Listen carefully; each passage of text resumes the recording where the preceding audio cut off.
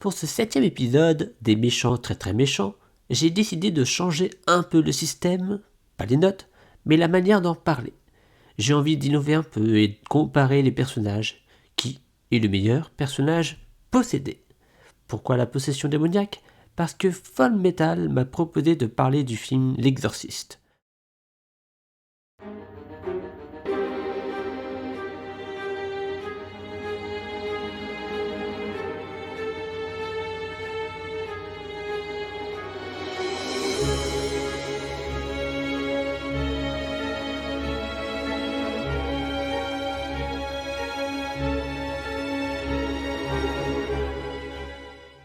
Nous avons 3 candidates, possédées dans 2 décennies proches, les années 60 pour la sœur Mary Eunice et les années 70 pour Regan de L'Exorciste et Lily pour Late Night with the Devil.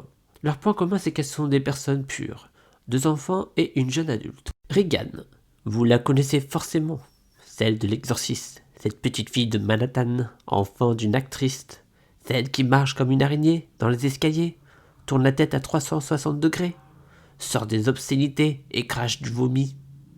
Dans ce long métrage de 1973 réalisé par William Friedkin, adapté d'un roman de William Peter Blatty, l'enfant est possédé par un démon du Moyen-Orient, Pazuzu.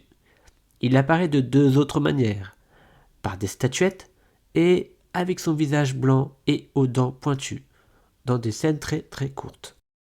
Lily, la deuxième personne que j'ai choisie. Sa possession ressemble à celle de Regan, mais ses propos sont beaucoup moins graveleux et ses gestes moins tendancieux. Personnage de Late Night with the Devil, film des frères Kearns, cette adolescente est la seule survivante d'une secte satanique qui voue un culte à Abraxas, divinité millénaire que l'on connaît dans l'incantation Abracadabra. Lily est invitée avec sa tutrice, parapsychologue, à l'émission Night Owls le soir d'Halloween. Pour le show, elle laisse sa tutrice interviewer le démon en elle, et on y retrouve les mêmes éléments de l'exorcisme. Elle peut voler avec la chaise dont elle est attachée, son visage change avec des cicatrices, et sa voix devient plus grave. Mais rien de satanique n'arrive à ce moment. La 3e personne est sœur Mary Eunice, personnage emblématique de la 2e saison d'American Horror Story. Sa possession arrive à la fin du 2e épisode après l'exorcisme d'un jeune homme qui a mangé le cœur d'une vache. La sœur va évoluer durant une grande partie de la saison, avec ce démon en elle, pour prendre la place de la directrice de l'asile. Elle diffère des 2 autres parce qu'elle est plus dans la séduction, jamais enlaidie par la présence du diable. Voyons les pouvoirs. Regan ouvre le bal. Pazuzu, ou le diable, qui habite son corps, est capable de la faire voler dans les airs, faire bouger les meubles, mais très vite et sans trop de brutalité. Elle a une certaine force qui blesse la mère de Regan. Hors champ, on sait qu'elle a réussi à retourner la tête d'un ami de sa mère et la jeter par la fenêtre. Enfin, Pazuzu. L'exorciser est aussi une chose épuisante. Le père Mérine, qui l'aurait déjà vaincu, n'a pas réussi une seconde fois et en mourra d'épuisement. Tandis que pour se débarrasser du père Carras, Pazuzu tente de l'affaiblir moralement en se faisant passer pour sa mère qui est morte seule dans sa maison.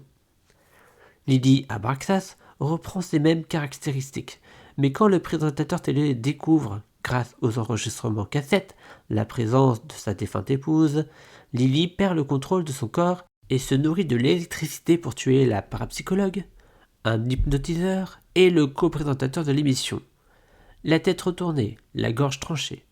Même avant de rentrer sur le plateau, sans qu'on ne la voie, un médium est affecté par son aura démoniaque. Il crache des flots noirs et meurt quelques minutes plus tard hors champ. Cette aura puissante que Pazuzu n'a pas me permet d'au moins donner 1 point en plus à Abraxas. Mary Eunice est un peu plus dans la stratégie et moins dans l'ignominie. Elle sait tout et voit tout. Ainsi, elle connaît vos points faibles et aussi jouer avec vos sentiments. Sir Jude, le docteur Arden, Monseigneur Timothy, personne ne sort indemne face à sa puissance. Elle peut pousser les gens avec plus de force sans les toucher et sait comment tuer les gens facilement avec des armes blanches. Je donne donc 3 à Pazuzu, 4 pour Abraxas et 5 pour Satan. Terreur, les 2 enfants font quasiment peur de la même manière, mais Pazuzu l'est un peu plus. Après tout, c'est lui qui a ouvert le bal. Toutefois, je trouve que le père Mérine et le père Carras ne sont pas très effrayés par elle, ou par lui. Alors que Lily Abraxas a quand même fait preuve de plus de noirceur en tuant plusieurs personnes dans un plateau télé tourné en direct. Imaginez donc les gens comment réagissent derrière le poste de télévision. Tandis que Marie Eunice est légèrement moins effrayante. Sir Jude est sa première adversaire et celle qui l'affronte en sachant pertinemment que c'est le diable. Monseigneur Timothy va en avoir peur et espérer être protégé par son chapelet. Bien soit, ce diable en robe et voilé avance masqué. Donc 4 pour Pazuzu, 4 pour Abraxas et 3 pour le diable. Cruauté, qui est le plus cruel des 3? Pazuzu est encore à la base pour voir le niveau de cruauté. Il quittera Regan jusqu'à qu'elle pourrisse. Enfin, c'est ce qu'il dit. Il la torture et la jeune fille laisse un message sur son corps. Pour une mère, c'est une chose affreuse de voir son enfant dans cet état, et sans même avoir l'aide de la science. Toutefois, le démon d'Asie va changer de corps dès que le père Carras devient violent. C'est un boxeur, donc il frappe fort. Et quand celui-ci demande de le posséder, en acceptant, l'entité révèle qu'elle ne cherche pas que les esprits fragiles et peut les laisser tranquilles pour plus offrant. Abraxas, lui, va sacrifier Lily pour donner une leçon au présentateur télé qui l'avait invoqué pour être célèbre. Selon moi, Abraxas est un peu moins cruel que le présentateur, Delroy, parce que celui-ci a fait appel au démon pour qu'il soit numéro 1 à la télévision. Et pour cela, il a donné sa femme.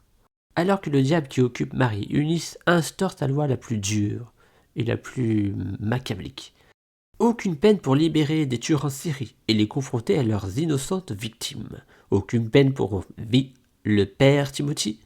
Aucune peine pour tuer un chasseur de nazis, pour protéger le docteur Arden.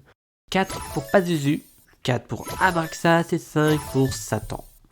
Résistance. Le démon qui est le plus résistant est celui qui loge dans le corps de Lily. Il joue avec tout le monde et après il s'en va pour torturer de nouvelles victimes. Lesquelles, bonne chance pour elles. On ne le voit jamais faiblir, alors que Pazuzu ne supporte pas de l'eau qu'on lui jette, croyant qu'elle est bénite. Mais lors de l'exorcisme, il reprend des forces et réussit à se défaire de ses liens. Toutefois, le film ne dit pas si, lors du suicide du père Carras, cela anéantit le démon. Bien sûr, il revient dans les suites et la série, mais je m'intéresse qu'au film. Quant au Satan d'American Horror Story, il paraît très robuste. Mais par 2 fois, il laisse Marie Eunice s'imposer pour manifester son désir de mettre fin à cette torture. Cette manifestation de la victime sera la dernière, car Monseigneur Timothy profite de cet instant de faiblesse pour jeter Marie Eunice du haut de l'escalier et elle meurt. Bye bye Satan. 4 pour Pazuzu, 5 pour Abraxas et 3 pour le diable. Humanité, 0 pour Pazuzu et Abraxas, mais je donne un petit cœur à Satan pour avoir eu peur de l'ange de la mort. C'est assez rassurant de se dire que le diable a aussi peur de mourir. Moyenne, Pazuzu a 15 et 0 cœur, Abraxas 17 et 0 cœur, et Satan 16 et 1 cœur. Classement total, Pazuzu est 9e, Satan est 5e et Abraxas 4e. Et je me dois de corriger une erreur de l'épisode 6. Le président Snow est à égalité avec Dracula, en première place. Ils ont tous les deux 18 et 0 cœur. On m'a raconté ce qui arrive dans le nouveau roman de Hunger Games, et vraiment, Coriolanus Snow mérite d'être un très très grand méchant. Alors, qu'avez-vous pensé de ma nouvelle façon de comparer les méchants? Dites-le moi en commentaire. Merci d'avoir regardé la vidéo. Abonnez-vous si ce n'est pas fait, likez, et à bientôt.